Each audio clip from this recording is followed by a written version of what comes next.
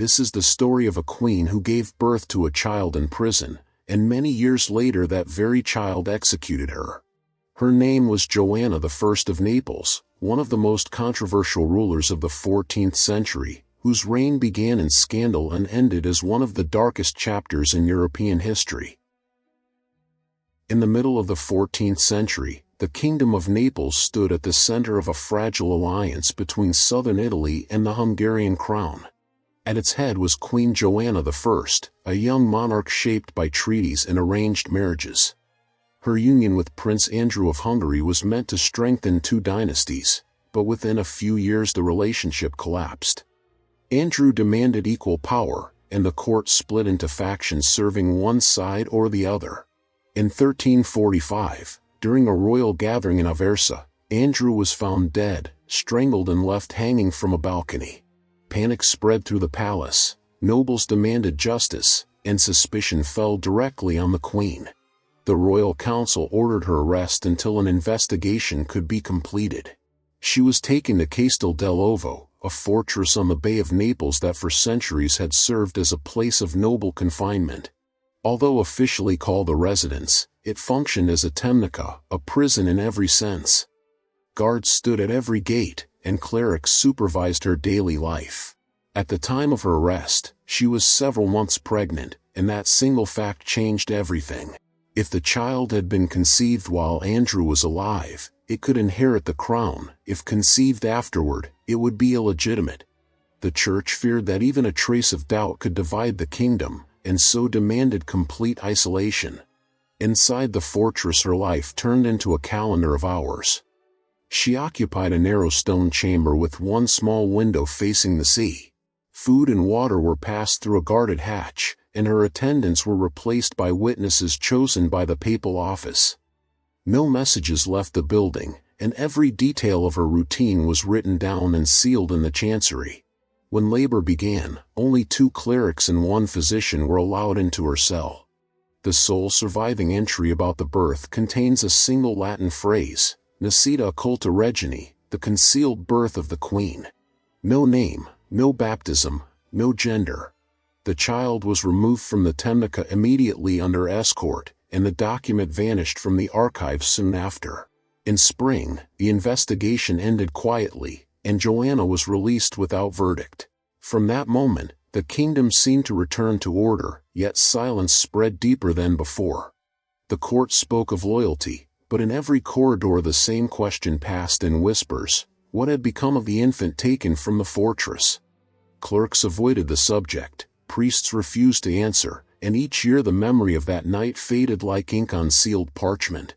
Still, traces remained: small payments to unnamed guardians, transfers of supplies to remote estates, and coded notes and ledgers signed by those who had once served near the queen's cell. Time moved forward. New heirs appeared, wars reshaped Italy, and crowns changed hands, but the gap in the records never closed. Decades later, a young nobleman of uncertain birth entered royal service under the name Charles of Durazzo. His age matched the forgotten date in the prison documents, his protectors were the same families tied to the old investigation, and his rise was inexplicably fast. Chronicles describe him as quiet, observant, and precise, a man who noticed everything yet revealed nothing. From this point the story no longer belonged to the queen. The line that began in confinement continued elsewhere, through a youth raised among accountants and chaplains, through a life built on documents that should never have existed, and through the slow reappearance of a name no one dared to link to the child once born inside a stone cell by the sea. By the time his name began to appear regularly in the royal ledgers, Charles of Durazzo had already learned the one rule that governed life at court: silence protected better than power. He was raised within the palace walls but without a traceable origin. No record mentioned his parents, and his tutors referred to him only by title. He obeyed quietly, observed everyone, and never asked questions. Those who worked with him noticed his restraint, his memory for detail, and his habit of writing every conversation down as if each word might one day be used as evidence. He grew up under the supervision of clerics who had once served during the queen's confinement. They taught him order, precision, and obedience, but not faith. To them he was a duty, a name to be protected, not a child to be loved. His days passed in study and repetition, Latin texts in the morning, accounts and correspondence by noon, reports on fortifications by evening. The more he learned, the less anyone understood who had arranged it. When questioned, his instructors simply said that the crown required capable men and that Charles of Durazzo had been selected early for service. By his 20s, he already managed small estates belonging to the crown. His reports were exact, his decisions careful, and his manner deliberately modest. Ministers valued him because he made no demands. He appeared in meetings, recorded what was said, and left before discussions turned personal. Yet behind this quiet exterior, he built a hidden network, the scribes, guards, and clerks who, like him, lived in the shadow of secrecy. Through them, he learned of missing documents, sealed archives, and names erased from the records after the Queen's death. As the years passed, Charles's influence deepened not through force but through information. He knew where every debt was written, where every title rested, and which families still feared the story of the Temnica. When a new tax dispute arose between Naples and the papal treasury, it was Charles who produced forgotten receipts that ended the argument in the crown's favor. The court began to see him as indispensable. He was rewarded with new lands, new offices, and eventually a place among the royal advisors. Those who studied his handwriting said that it contained no emotion. He described events like a chronicler, marking hours, payments, and signatures with equal care. To some he seemed a bureaucrat born without passion, to others, a man who understood that power lay not in command but in control of memory. By his 30s, his reach extended beyond Naples. Messengers carried his instructions to Calabria and Bari, and ships entering the Gulf paid duties calculated by clerks under his supervision. He spoke little but saw everything. The link between him and the past, the Queen, the confinement, the missing child, remained unspoken, yet its outline followed him everywhere.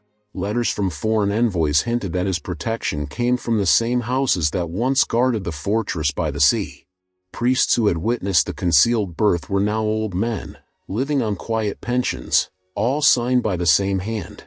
Each time one of them died, Charles attended the funeral, standing apart from the crowd, his expression unreadable. To most he was a royal official, but to a few the resemblance was impossible to ignore.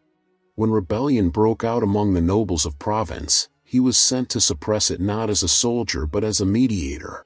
He succeeded without violence, securing loyalty through promises of debt relief, a gesture that required knowledge only he possessed.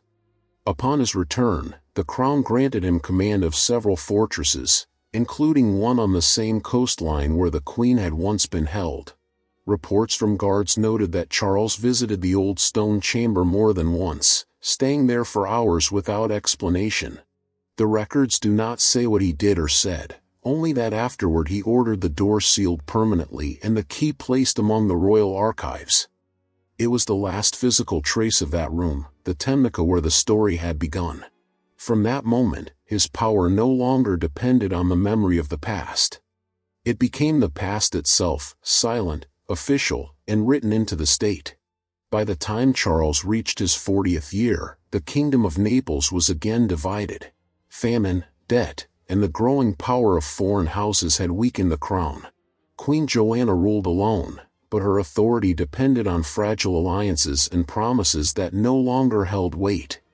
Among her advisors, few could be trusted, and fewer still understood how to manage the failing economy. That was when Charles of Durazzo returned to the capital. Officially he came to restore order in the royal accounts. In reality, he came to claim what had always been reserved for him. His presence changed the rhythm of the court. Ministers who once mocked his distant manners now spoke carefully, aware that he carried documents recording every debt and failure. He never raised his voice, never accused directly, but the weight of his papers made opposition impossible. Within months he replaced half the Queen's financial council and gained control of the army's supplies. His authority grew quietly, like the handwriting that filled every decree.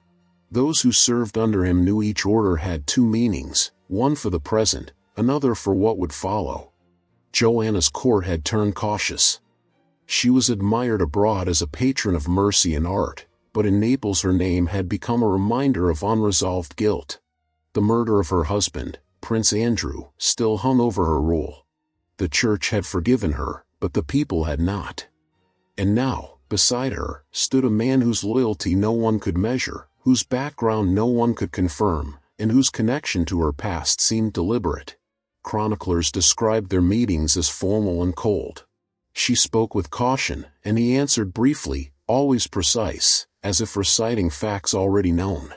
Some noted that her composure faltered under his gaze. He was respectful, but his eyes lingered too long, measuring every gesture. To her, he was an efficient official. To him, she was the last witness to the secret that had shaped his life. His control deepened without resistance.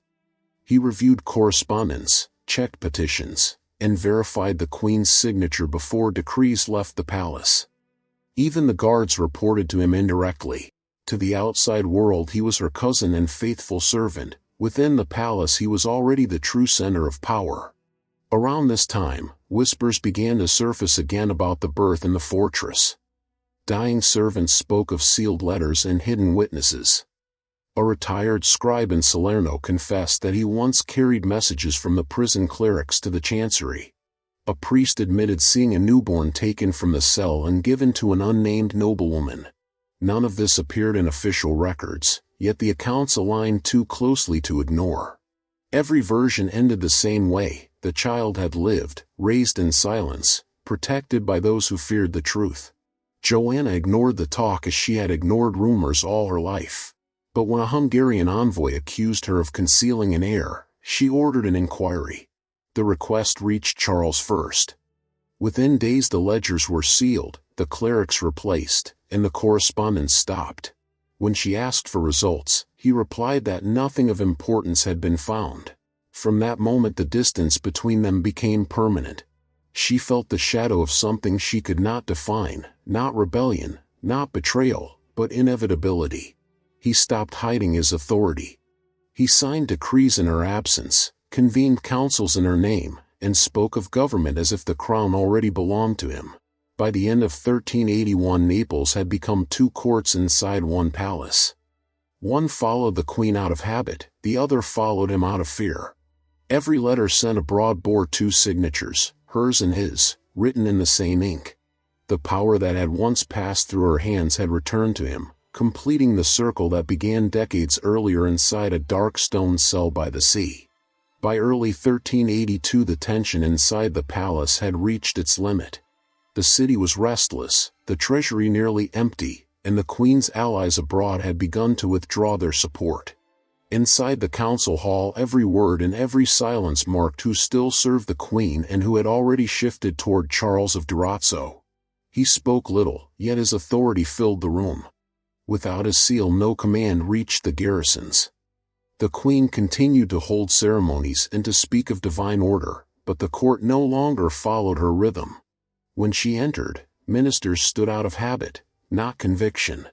Each time she asked for reports, Charles was already there holding them in his hands. He answered calmly, precisely, as if reading from her own thoughts, and each reply ended the discussion before it began. She sensed her isolation but could no longer alter it. In March, when news came that Hungarian forces were approaching Naples, she summoned her council. Charles stood at her right hand until she asked about the fortresses. He replied that the gates were secure and the troops loyal, though his tone implied the opposite. Within days garrisons once sworn to her name opened their gates to his banners. No written orders were found, everything moved through quiet messengers and familiar faces. The Queen attempted to flee to Castel dell'Ovo, the same fortress where she had once been imprisoned. She believed its walls would protect her again, but by the time she arrived the guards had already changed allegiance. They let her in and closed the gates behind her. Messengers sent for help never returned. For several days she remained inside, surrounded by a handful of loyal attendants, while Charles occupied the capital without battle. His envoys entered the fortress carrying only a sealed decree, a declaration that the crown had passed by right of inheritance to Charles of Durazzo. The language was cold and legal, signed by members of her own council. Joanna read it in silence. She understood that the decision had been made long before that day, perhaps since the moment she left the prison decades earlier. The same stone walls that had witnessed the birth of her hidden child now witnessed the end of her reign. What followed was methodical. She was confined to her chambers, guarded not by soldiers but by clerks who reported directly to Charles. Each day they recorded her meals, her prayers, and her health, the same routine once written down during her first confinement. Outside, Naples accepted the change without resistance. Church bells rang for the new ruler, and merchants reopened their stalls. The transition was bloodless, but the silence carried finality. Charles did not visit her immediately. For weeks she remained alone, writing letters that were never delivered and requesting audiences that were never granted. Then, one evening, a small delegation arrived, officials of the crown, accompanied by guards. There were no witnesses beyond them. By morning the chamber was empty, and the next report noted only that the queen had passed. She was buried without ceremony in the church of Santa Chiara, the grave left unmarked. Later chroniclers softened the story, speaking of illness or divine withdrawal. Yet records from that year tell the same account. No physician was called, no confession recorded, no funeral proclaimed. The end came quietly, efficiently, and completely, exactly as Charles had governed. With her death the last question of legitimacy was closed. The child once born in secrecy had erased the need for proof. The crown rested on the head of the man who had risen from the absence of a name, and Naples entered a new order that began not with conquest but with the silent return of what had been hidden. When the crown passed to Charles of Durazzo, the transition appeared calm. There was no rebellion, no battle, no public outcry. The kingdom simply adjusted, as if the change had always been intended.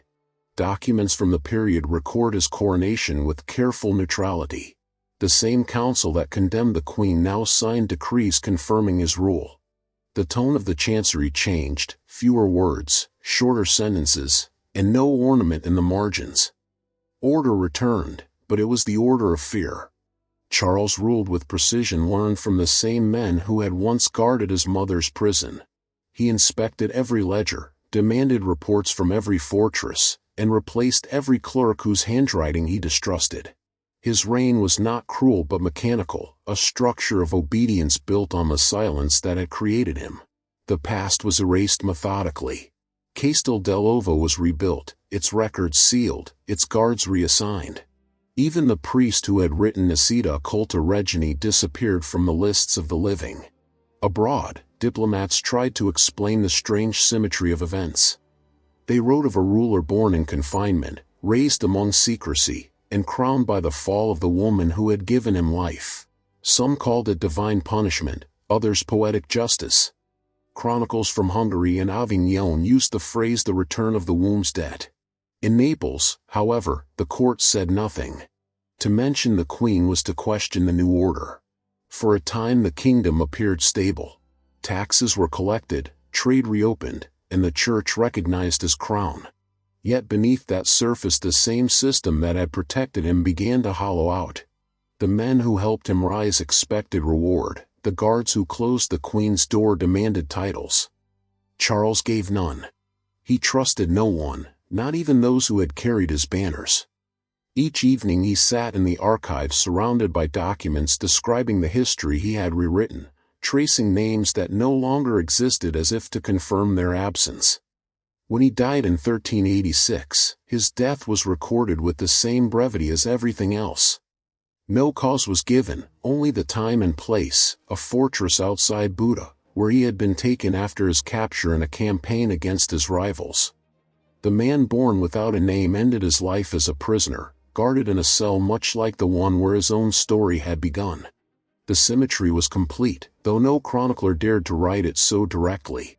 The surviving archives contain no confession, no recognition, only a thin trail of erased seals and corrected dates. Yet within that silence lies the outline of a single life that turned secrecy into power and power into disappearance. The queen's child had become the system that destroyed her, and that system had finally consumed him. Centuries later, historians piecing together fragments from church records and diplomatic letters found the same marks: a line of ink scratched through a birth entry, a date rewritten in another hand, a name replaced by a title. Every correction pointed back to the same moment, the same fortress, the same narrow cell by the sea. The kingdom that followed changed its rulers and its faiths, but the silence endured, not as absence, but as the foundation of power itself. The belief remained that what cannot be spoken will, in time, simply cease to exist.